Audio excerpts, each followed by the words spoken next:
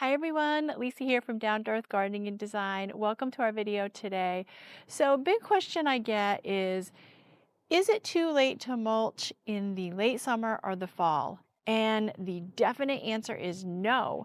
And actually, that's when I get around to mulching my gardens typically, because we have the gardening business and of course we want to take care of all of our clients first and get some mulch on their gardens. And we do that every year, by the way. So I want to talk about 4 surprising benefits to mulching later in the season, because there's some great reasons to do so. So I'm here with my pile of mulch. We've actually spread almost 30 yards in my yard already. So we're getting down to the last few gardens here. But there's some different types of mulch that you may use. I like to use a fine ground, dark brown mulch. So I do like the fine ground, and I'm going to let you know why in a little bit. But I also like the darker color because it does fade a little bit. So I don't love mulches with a lot of dye in it. This dark brown is a dark brown pine, and this is what I use in my own gardens every year. But you also can use some straw.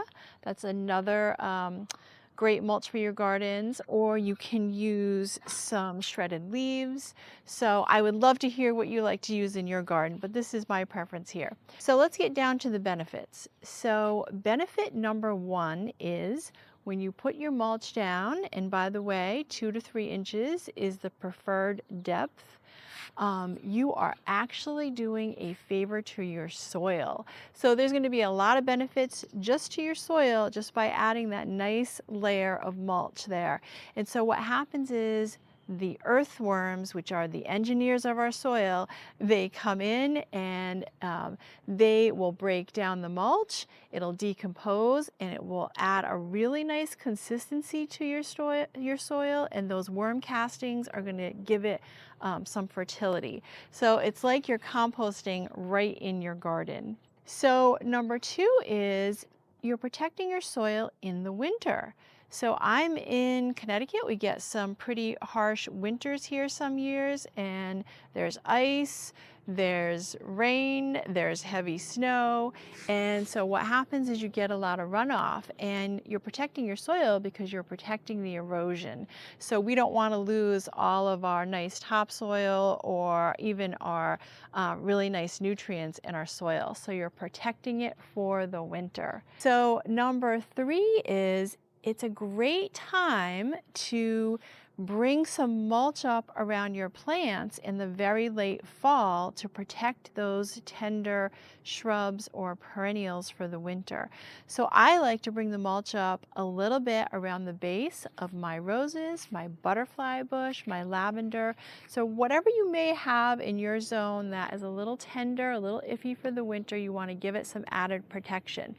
Now, my tip on that is you want to wait to do that until the frost hits. So when the leaves are off of the trees and the shrubs, that's the time when it starts to get colder to bring that mulch up around the base.